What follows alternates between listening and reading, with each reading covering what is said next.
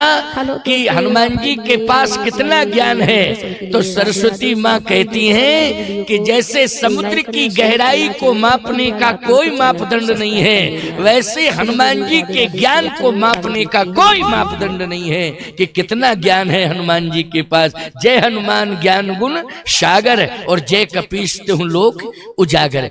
ऐसा ज्ञानी, ऐसा बलवान भगवान को आज मिल गया। भगवान ने कहा तुम्हारे बिना नहीं रह सकता हूं, अब तो तुम्हारे साथ ही रहूंगा और जहां जहां तुम रहोगे मैं वहीं वहीं रहूंगा। एक दिन की बात, समुद्र के किनारे सभी वानर बैठे हुए थे। हनुमान जी एकांत में भजन कर रहे थे बैठे बैठे। जामवंत जी बिल्कुल पास में भगवान के बैठे, तो भगवान उदास थे। तो जामवंत जी ने कहा कि आप उदास क्यों हैं? कितने वानर आपकी सेवा में और आपका सहयोग करने के लिए कृत संकल्पित हैं। आपकी जो समस्या है, हर समस्या का समाधान ये पदम 18 जूथब बंदर मिलकर के करेंगे। भगवान ने कहा समूह अगर किसी को मिल जाए और वो व्यक्ति ये सोचे कि इस समूह से समाधान हो जाएगा, तो ऐसा संभव नहीं है। याद रखना, बोलो भाई। हो सकता है कि ज्यादा समूह हो तो और समस्या बढ़ जाए, समस्या ही बढ़ जाएगा, समाधान तो हो नहीं। ज्यादा समूह हो तो समस्या बढ़ जावे। अच्छा बोलो भैया, परिवार बढ़ता है तो खर्च बढ़ता है, और अगर विवेक की कमी है तो समस्या भी बढ़ जाती है। बोलो बढ़ जाती कि नहीं? अगर विवेक की कमी है तो समस्या बढ़ जाती है, और श्रम की कमी है प्यारे तो याद रखना धन का भी अभाव हो जाता है। क्योंकि जो मेहनत नहीं करते हैं, श्रम नहीं करते हैं, लक्ष्मी उनका साथ नहीं देती है। इसलिए मेहनत तो करनी चाहिए, श्रम करना चाहिए, और विवेक से परिवार का और समाज का संचालन करना चाहिए। जामवंत जी ने कहा कि इतने वानर आपके पास हैं, अब आपको उदास होने की जरूरत ही नहीं। भगवान ने कहा ज्यादा संख्या से ऐसा नहीं है कि समाधान हो जाए। रावण के पास भी बहुत संख्या थी, बड़ा जनबल था, धनबल था, लेकिन अंत में क्या कंडीशन हुई? समस्या बढ़ती ही चली गई, समाधान मिला नहीं, समस्या बढ़ती ही चली गई। समस्या का समाधान कैसे होगा प्रभु? भगवान राम ने कहा सुनो बूढ़े बाबा, मैं आपको बता रहा हूं समस्या का समाधान। 3 शक्तियां यदि किसी को प्राप्त हो जाएं तो समाधान मिल जाता है। 3 शक्तियां। जामवंत जी ने कहा 3 शक्तियों के नाम बताओ। ध्यान से सुनना, 3 शक्तियों के नाम बता रहा हूं। शक्तियां तो बहुत हैं, लेकिन 3 शक्तियां जो महाशक्तियां के रूप में हैं उनके नाम मैं बता रहा हूं। बिल्कुल सुनना, ध्यान से सुनना। अगर इधर उधर मन गया तो फिर आपके जीवन की जो समस्या है वो अटकी रह जाएगी, समाधान नहीं मिलेगा। लेकिन समाधान देना चाहता हूं। 3 शक्तियां भगवान राम ने कहा जिसे भी मिल जाती हैं उसे निश्चित रूप से समाधान मिल जाता है। जामवंत जी आश्चर्यचकित हो गए, ध्यान से सुनने लगे। बताओ। सभी वानरों से कहा सुनो, बहुत महत्वपूर्ण बात कह रहे हैं प्रभु राम। 3 शक्तियां जिसके पास होंगी उसकी हर समस्या का समाधान हो जाएगा। इसलिए समस्या का समाधान करना है तो 3 शक्तियों के नाम सुनो कौन कौन। भगवान ने कहा एक तो संत होना चाहिए उसके पास। क्या होना चाहिए? समाधान के लिए संत होना चाहिए। एक संत शक्ति के रूप में, क्यों भाई? संत। दूसरा का समस्या के समाधान के लिए वीर सैनिक होना चाहिए। क्या होना चाहिए? वीर सैनिक होना चाहिए। और संस्कार देने के लिए सती होना चाहिए समाज में, संस्कार जिससे मिलता है। अब बताओ 3 शक्तियां हो गई ना, संत, सैनिक और सती। अगर का समाधान होता रहेगा, 3 शक्तियां किसी देश में है तो देश की हर समस्या का समाधान होता रहेगा। मुझे 3 चाहिए। जामवंत जी ने कहा कि मुझे तो विश्वास है कि आपको तीनों मिल गए, तीनों हैं आपके पास। भगवान ने कहा नहीं नहीं, हमारे पास कहां है, हम जिससे लड़ने जा रहे हैं उसके पास 3 हैं। हाँ, जिससे हम लड़ने जा रहे हैं रावण से, उस इसलिए चिंता कर रहा हूं कि ये समूह देख रहा हूं, ये विश्वास कर लूं कि इतने वानरों से आज राम को विजय श्री मिल जाएगी। ऐसा संभव नहीं है। क्यों? रावण के पास 3 महाशक्तियां हैं। जामवंत जी ने कहा पहले रावण की महाशक्तियां बताओ कौन कौन। कहा रावण के पास सती के रूप में सुलोचना है, जो तपस्या कर रही है कि ये लंका की सत्ता अक्षुण्ण बनी रहे, इसके लिए तपस्विनी तपस्या कर रही है। और महान तपस्विनी के रूप में आज पूरी दुनिया में चर्चित है कौन? सुलोचना। आपने भी विश्वास किया कि नहीं? सुलोचना। हाँ, समझ में बात आ रही है ना? समझना तो पड़ेगा ही। अच्छा, समझ में बात नहीं आ रही होती तो इतनी शांति से बैठती नहीं, आप बैठे हुए हो। नहीं, आजकल समस्या इसी बात की है कि शांति से कोई बैठता ही नहीं। क्यों भाई? शांति से कोई बैठता ही नहीं। अच्छा, और बैठ भी जाए तो शांति चली जाती है। बोलो, चली जाती कि नहीं? लेकिन यहां मैं देख रहा हूं, यज्ञ भगवान की कृपा है और स्वामी जी के, स्वामी सतप्रज्ञानंद जी महाराज के संस्कार हैं कि यहां मैं देख रहा हूं, आश्चर्य दिखाई दे रहा है। 2-5 देवियां एक साथ बैठ जाएं तो शांति से नहीं बैठ सकती। यहां हजारों देवियां शांति से बैठी हैं। बोलो, इससे बड़ा आश्चर्य और क्या हो सकता है? इससे बड़ा आश्चर्य क्या हो सकता है? ये आश्चर्य, ये यज्ञ भगवान की कृपा है और ये संतों के द्वारा दिया हुआ सुंदर समाज में संस्कार है, जिससे आज इतनी संख्या में भी शांति दिखाई दे रही है और शांति से सब सुन रहे हैं। नहीं, आजकल कोई किसी की नहीं सुनता है। कौन सुन रहा है? किसकी सुन रहा है? अच्छा, कहते भी इनसे कि सुनो सुनो सुनो, तो ये कह देती, आप कह देते हमने घर वालों की नहीं सुनी, आपकी क्या सुनी? तब हम क्या कर लेते? बोलो भाई, हम यही कहते, बात तो सही है, लेकिन ऐसे मन को एकाग्र किए हो जैसे संगमरमर की मूर्ति अचल प्रतिष्ठित हो जाती है ना, ना हिलती है, ना डुलती है, ना बोलती है, लेकिन लोग उसका दर्शन करते हैं। क्यों भाई? वो दर्शनीय होती है। इसलिए यहाँ की जनता इतनी भावुक हो गई कि दर्शनीय हो गई। यहाँ की जनता दर्शन करना चाहिए, शिक्षा लेना चाहिए। ये सोशल मीडिया के द्वारा पूरी दुनिया में संदेश जा रहा है। पूरी दुनिया में आपके इस यज्ञ का ये गोकुल तपोवन सिद्ध हो गया है ना? ये बहुत विशाल आश्रम बनने जा रहा है। इसका विस्तार इतना होगा कि गोकुल तपोवन आश्रम में एक दिन सारी दुनिया के लोग आएंगे प्यारे। ऐसा आकर्षण होगा। बस तुम सभी श्रद्धा रखना और जुड़े रहना और सभी का सहयोग होना चाहिए। इतना विस्तार होगा कि एक दिन दुनिया आएगी यहाँ दर्शन करने के लिए। ये अद्भुत गोकुल तपोवन आश्रम होगा। जगन्नाथपुरी दुनिया जाती है दर्शन करने के लिए। बोलो, जाती है कि नहीं? जगन्नाथपुरी, जगन्नाथ महाप्रभु का दर्शन करने के लिए सारी दुनिया जाती है पूरी। जो जगन्नाथ महाप्रभु का दर्शन करने जाएंगे, एक दिन वो गोकुल तपोवन आश्रम में भी दर्शन करने आएंगे। विश्वास की बात है। बोलो, इतना तो आपको विश्वास सही है कि जगन्नाथ महाप्रभु का दर्शन करने दुनिया जाती है। बोलो, जाती है कि नहीं जाती? हाँ, सबने कहा जाती है। मानना पड़ेगा, तो दुनिया जाती है तो मानोगे क्यों नहीं?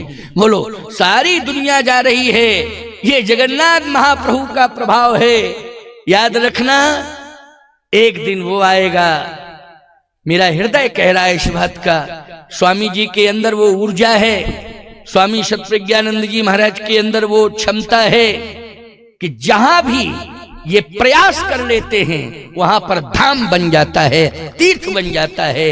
ये इनकी विशेषता है। इसलिए आप भी विश्वास रखिए कि आज जो संत वाणी से आपके कानों तक ये संदेश पहुंच रहा है, ये संत वाणी व्यर्थ नहीं जाएगी।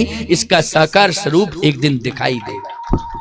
तो आए सुने, 3 महाशक्तियां भगवान ने कहा कि चिंता का विषय यही है कि रावण से युद्ध करने के लिए हम सब जा रहे हैं, लेकिन विजयश्री मिल जाए इसकी कोई गारंटी नहीं। जामवंत जी ने कहा कि आपके प्रभाव को हम जानते हैं, विजयश्री तो मिलेगी मिलेगी। भगवान ने कहा ठीक है, आपका ये समर्पण है, मेरे प्रति आपका समर्पण है, तो आप निराशात्मक भाषा का प्रयोग थोड़ी करोगे। क्यों, समर्पण की बात है ना। लेकिन मैं जानता हूं जो सत्य है वो सत्य है, क्योंकि रावण को 3 महाशक्तियां मिल चुकी हैं। एक तो सुलोचना, वो तपस्या कर रही है, जब तक सुलोचना तपस्या करती रहेगी लंका का कुछ भी नहीं बिगड़ेगा। दूसरी बात क्या है, रावण को एक ऐसा सैनिक मिला है जिसका नाम मेघनाद है, वो इंद्रजीत है, उसने इंद्र को भी जीत लिया है। ऐसा इंद्रजीत सैनिक शूरवीर रावण को मिला है, रावण के पास है, उसका नाम क्या है, मेघनाद। जामवंत जी बोले हाँ, हमारे कान खुल गए प्रभु, अभी तक तो दिमाग ही में ये बात नहीं आ रही थी, कान खुल गए, आपने तो मेरे कान खोल दिए हैं, वाह प्रभु, धन्य है। और तीसरी शक्ति, महाशक्ति के रूप में विभीषण जैसा संत मिल गया है, जो भजन कर रहा है लंका में बैठा बैठा। जहां संत रहता है और भजन करता है, वहां की भूमि की रक्षा उस संत का भजन कवच बन करके करता है, ये सत्य है। भजन कवच बन करके वहां की भूमि की रक्षा करता है। अब चूंकि विभीषण भजन कहां कर रहा है, बोलो, लंका की भूमि पर कर रहा है, तो प्रभाव पड़ेगा कि नहीं पड़ेगा। जामवंत जी ने कहा कि आपने 3 महाशक्तियों के नाम बताए, ये बिल्कुल सत्य है, मैं भी सुनकर के आश्चर्यचकित हो गया हूं प्रभु, लेकिन मेरी भी बात सुन लो, मेरा अनुभव क्या। अगर रावण को सुलोचना जैसी सती मिली है जो तपस्या कर रही है रावण को विजयश्री दिलाने के लिए, तो अयोध्या में उर्मिला जैसी महासती तपस्विनी तपस्या कर रही है वो श्री राम को विजयश्री दिलाने, उर्मिला। और यदि सुलोचना का पति मेघनाद इंद्रजीत है, बहुत बड़ा वीर है, शूरवीर है, तो उर्मिला का पति लक्ष्मण जो शूरवीर आपकी सेवा में लगा हुआ है, जगमा सखा निशाचर जेते लक्ष्मण हनय निमिषमा थे। चिंता करने की क्या जरूरत है, मेघनाद को मारने वाला शूरवीर आपके पास है। अच्छा बोलो, मेघनाद को किसने मारा था? मेघनाद को लक्ष्मण जी ने। बहुत अच्छी बात, देखो श्रोता ये सब समझदार हैं, बहुत अच्छे हैं। हाँ देखो, सब समझ रहे हैं, हमें ये पता ही नहीं था कि सब समझते हैं, तो हम आते ही क्यों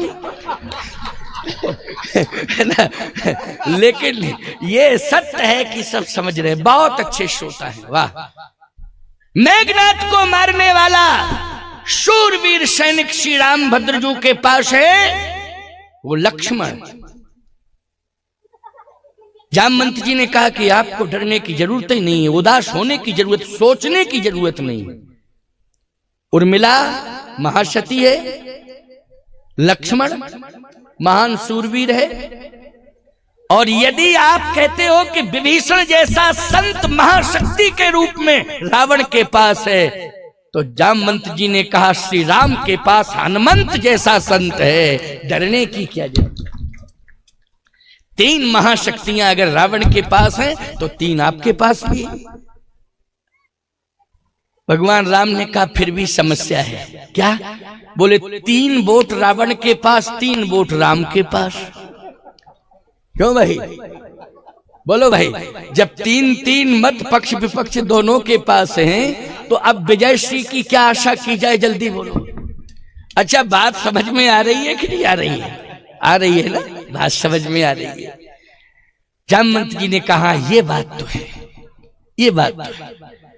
अब समस्या तो बनी ही रहेगी, क्योंकि 3 महाशक्तियां, 3 मेरे पास, 3 रावण के पास, 3 वोट रावण के पास, 3 वोट राम के पास। अब विजयश्री किसको मिलेगी बताओ? जामवंत जी बोले एक मत जिसके पास ज्यादा हो, ज्यादा हो। भगवान राम ने कहा समस्या यह है कि तीनों में से एको मत की आशा नहीं है। हनुमान जी सुन रहे थे। हनुमान जी बोले आप उदास मत हो, अगर आप कहो तो हम लंका के तीनों बोट ला दें, रावण के पास कुछ बचेगा ही नहीं। ये बात बिल्कुल सत्य है, ये बात बिल्कुल सत्य है। हनुमान जी चाहें तो बोलो इन तीनों को ला सकते हैं कि नहीं? अरे लंका पूरी त्रिकूटई पर्वत के सहित उखाड़ के रख दें लंका को। हनुमान जी ने कहा आप उदास मत हो, मैं तीनों मत लंका के रामादल में लाता हूं, आप आज्ञा दो। भगवान ने कहा हे हनुमंत, राम में और रावण में अंतर होना चाहिए कि नहीं? क्या? रावण ने सीता का हरण किया और यदि तुम सुलोचना को लाओगे तो हरण माना जाएगा। बोलो क्या माना जाएगा? हरण माना जाएगा। माना जाएगा हरण की नहीं? लोग यही कहेंगे राम में रावण में कोई अंतर नहीं है, क्योंकि रावण ने अगर सीता का हरण किया है तो राम पक्ष से हनुमान जाकर के सुलोचना का हरण करके लाए हैं। बदनामी तुम्हें भी मिलेगी और बदनामी मुझे भी मिलेगी। किसी भी नारी का हरण नहीं करना चाहिए। नारी का तो समाज में वैदिक परंपरा से वरण होना चाहिए, तब किसी नगर में लाई जानी चाहिए। वैदिक परंपरा से क्या होना चाहिए? वरण होना चाहिए। इसलिए नहीं, ऐसा तो हो ही नहीं सकता है। मैं सीता को वरण करके लाया हूं और रावण हरण करके ले गया है, इसलिए अंतर है। क्या अंतर है? सीता जी अयोध्या में आई जनकपुर से, तो क्या लेके आई हैं? बोले सीता जी सगुन लेकर के आई हैं, मंगल लेकर आई हैं। सगुन समझते हो ना आप लोग? शुभ सगुन होते हैं ना। जैसे गाय बछड़े को पिला रही हो, दूध पिला रही हो गाय, तो गौ माता अगर अपने बछड़े को दूध पिला रही हैं और ऐसा आप दृश्य, ऐसा दर्शन आप कर लेते हैं तो अनुभव क्या करते हैं? बोलो ये शुभ शगुन हुआ है। बोलो यही मान्यता है कि नहीं? ये शुभ शगुन हुआ है। ब्राह्मण मस्तक पर तिलक हो, हाथ में शास्त्र हो, बोलो भाई ऐसे ब्राह्मण का आप दर्शन कर लो तो शुभ माना जाता है कि नहीं माना जाता है? आपने कहा शुभ माना जाता है। नकुल होता है एक, नकुल इसको जो भी कहते हो, न्योला, न्योला समझ रहे हो ना? न्योला सामने से निकल जाए तो क्या माना जाता है? शुभ दर्शन माना जाता है। हिरण सामने से आ जाए तो मृगमाला आ जाए, समूह के साथ अगर हिरण आ जाए तो मृगमाला का दर्शन तो बहुत ही शुभ होता है। ये सभी शुभ संकेत हैं। ऐसे ही मांग में सिंदूर भरा हो, माथे में सिंदूर होता है ना, ये माथे में सिंदूर लगा है, क्या कहते हैं उड़ीसा में? सिंदूर कहते हैं। मस्तक पर सिंदूर, सुहागवती नारी के मस्तक पर क्या रहता है? सिंदूर रहता है। बोलो रहता है? पता चल जाता है कि ये सुहागवती नारी है, विवाह हो चुका है, ये सुहाग का प्रतीक है, ये सुहागवती नारी है। बोलो माथे का सिंदूर ही तो बताता है ये कि ये सुहागवती नारी है। पहचान। एक सज्जन बोले महाराज ये बताइए, नारी की तो पहचान है माथे में सिंदूर और मंगलसूत्र गले में पड़ा हो, मंगलसूत्र लटकता है ना, तो पहचान है कि सुहागवती नारी विवाह हो गया। लेकिन पुरुष का विवाह हो गया, ये क्या पहचान? ये पहचान बताओ, पुरुष का विवाह हो गया। ये प्रश्न प्रायः होता रहता है। क्यों स्वामी जी, आपके पास भी लोग आते होंगे और इसी तरह के खोज के प्रश्न करते हैं। पता नहीं, कोई औचित्य नहीं होता है, लेकिन अरे भाई तुम पूछ लो कि भैया आप विवाहित हो कि आप विवाहित हो, क्या दिक्कत की बात है? वो कह देगा नहीं हम विवाहित हैं। फिर आपको पहचान बताओ, पहचान बताओ। अरे तो वाणी से ही विश्वास कर लो पहचान है, हैं? अरे नकली वेशभूषा तो कोई भी बना सकता है, बोलो भाई। लेकिन सही बात तो यह है कि वाणी पर विश्वास करना ही पड़ेगा आपको। लेकिन नहीं, पहचान ऐसी बताओ कि दूर से ही पहचान में आ जाए कि इस व्यक्ति का विवाह हो गया। मैंने कहा देखो पहचान बता रहा हूं, तुम लोग भी सुन लो पहचान। हाँ क्यों भाई? अब ऐसे आजकल सोशल मीडिया में जब इस तरह के प्रश्न होते हैं ना, उत्तर मिलता है तो लोग बहुत ध्यान से सुनते हैं कि नहीं? और कई बार सर्च करके सुनते रहते हैं। हाँ ये कंपटीशन चल रहा है आजकल, तो यही तो विडंबना है। लेकिन मैं स्पष्ट बात कहता हूं और बहुत साफ कहता हूं, समझने की कोशिश करना। शादी का पहला दिन पत्नी का समर्पण, वो शब्द निकलते हैं समर्पण की जो पराकाष्ठा होते हैं, वो पहला शब्द समर्पण का निकालती है। वो कहती है इस जगत में मेरी दृष्टि में केवल तू ही तू। बहुत बड़ी बात है।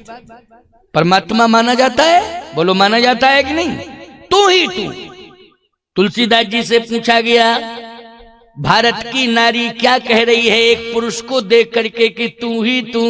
तुलसीदास जी ने कहा वेद मंत्रों को साक्षी करके, देवताओं को साक्षी करके, समाज को साक्षी करके, अग्नि को साक्षी करके इसका वर्ण हुआ है। इसलिए वर्ण हुआ है तो आज शास्त्र कहता है कि नारी तूने जिसका मंडप के नीचे वर्ण किया है तेरा परमात्मा वही है। आज से तेरा परमात्मा वही है। एक ही धर्म एक व्रत नेमा,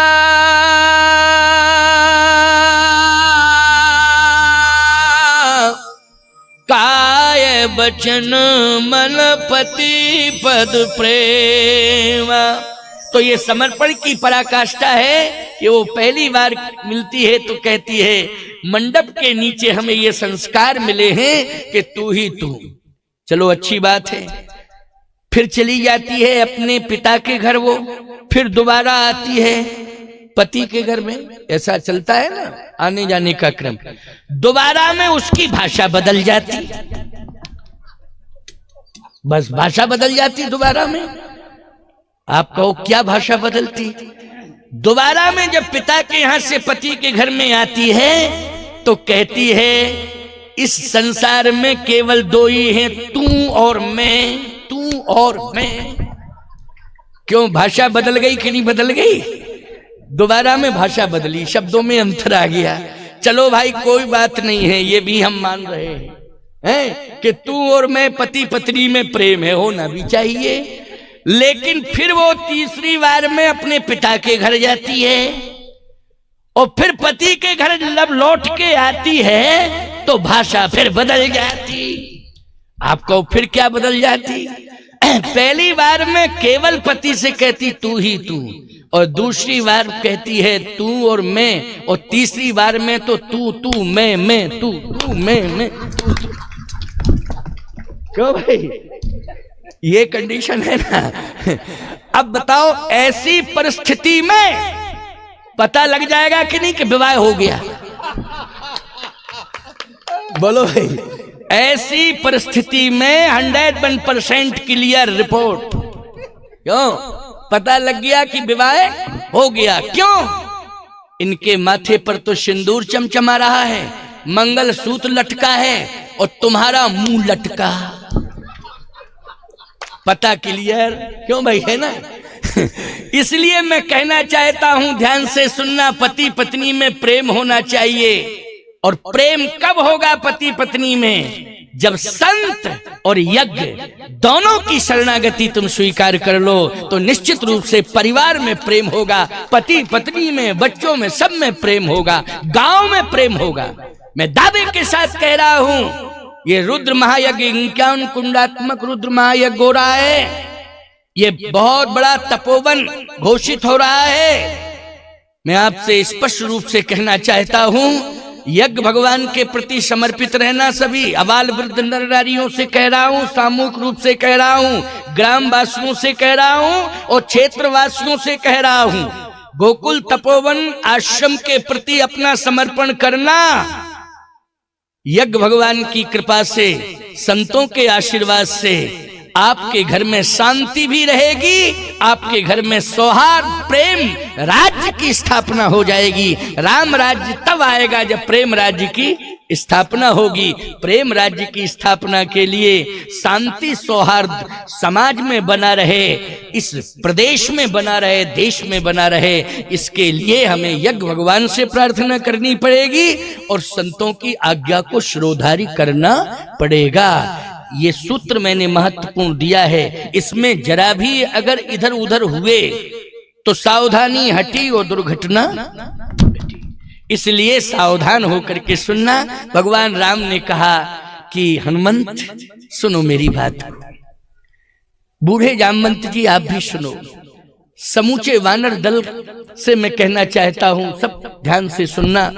पूरी दुनिया सुन रही है मेरी बात को, मैं सभी को बताना चाहता हूं कि जब मैं जनकपुर से सीता को लेकर के अवधपुर आया तो सीता अपने साथ सगुन लेकर के आई अयोध्या में।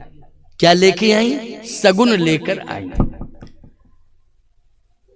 गोस्वामी जी ने लिखा है, आए राम ब्याहे घर जब ते